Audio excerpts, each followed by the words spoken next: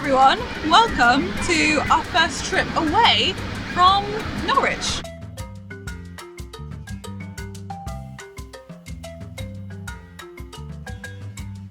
Today we are in Cromer Beach. This is my friend Rosie, she's our star guest for the day, and we are going to play a reaction game. So we are going to take it in turns to call out an animal or a biblical story, and the other person has to react to it and in one motion represent that animal or that story, and then we're going to watch them back in slow motion and have a big old laugh at how weird our first reactions and responses are to the animal or story. Got it? Yeah. Okay.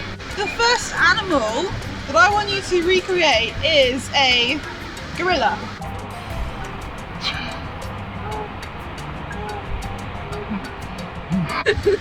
Very good. Now, you can recreate a dinosaur. What? What dinosaur is that? I don't know. Okay. Third animal. A flamingo. Why do all animals do this? I don't know. Right, the animal that I would like you to recreate is a dog.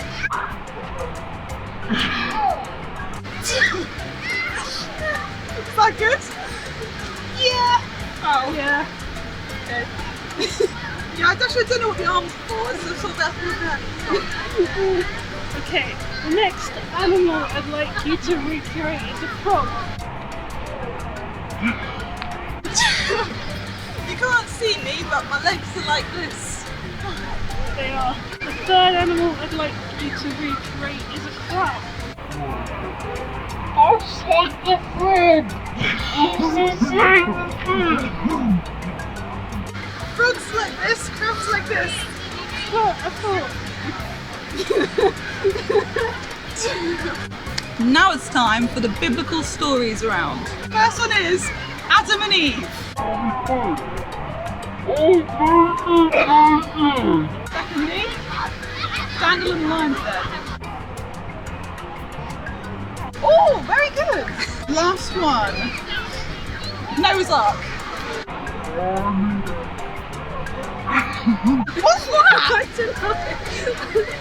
A big stick? I thought you were going to go more for like a boat shape, like a... No, I just went. First Bible story I'd like you to recreate is when Jesus walks in the water. Oh my god, you got down to me!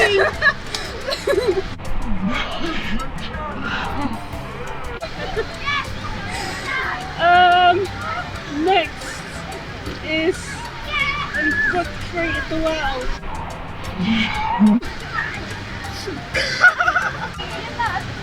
Jesus getting crucified.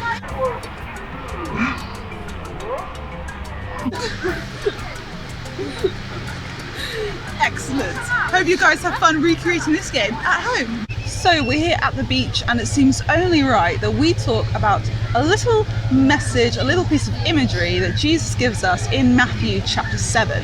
He says, "Therefore everyone who hears these words of mine and puts them into practice is like a wise man who builds his house on the rock. The rain came down, the streams rose, and the winds blew and beat against that house. Yet it did not fall, because it had its foundation on the rock. But everyone who hears these words of mine and does not put them into practice is like a foolish man who built his house on sand. The rain came down, the streams rose, and the winds blew and beat against that house, and it fell with a great crash." So the first thing that we need to notice about this passage is the first word, therefore. And now a good question to ask yourself whenever you see the word therefore is to ask yourself, what's it there for? That means we need to look at the previous bit of text. What does it say before this little story? So if we look back a few verses at verse 21 onwards, it talks about us knowing God. So I want to ask you guys a question. Do you know God? Do you really know Jesus? Because some people in the Bible thought they did. They said, "Lord, Lord, We know you. We knew that you were coming before you came, and whenever we cast demons out of people, we do it in your name. We say it's for you, so we know you, right? But Jesus says, no, that's not what it takes to get into heaven. If anyone says to me those things, that they know me because they knew I was coming before I did, or that they've done great things in my name, that's not enough to get into heaven. You have to know me. And people who give those reasons don't know me, because it's more than that. To know me and to get into heaven requires a personal relationship with me.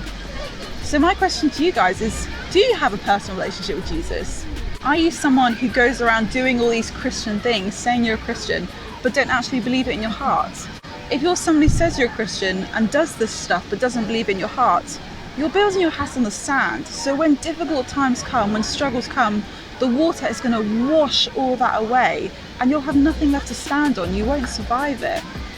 But people who build their house on the rock, whose actions are built on their core beliefs in their heart and their genuine love for Jesus emotionally, deep down, their house is going to last. No matter what storms come, Jesus holds them tight like a rock and supports them through these difficult times. So that means they're enabled to have a relationship with Jesus, not just on earth, but also in heaven.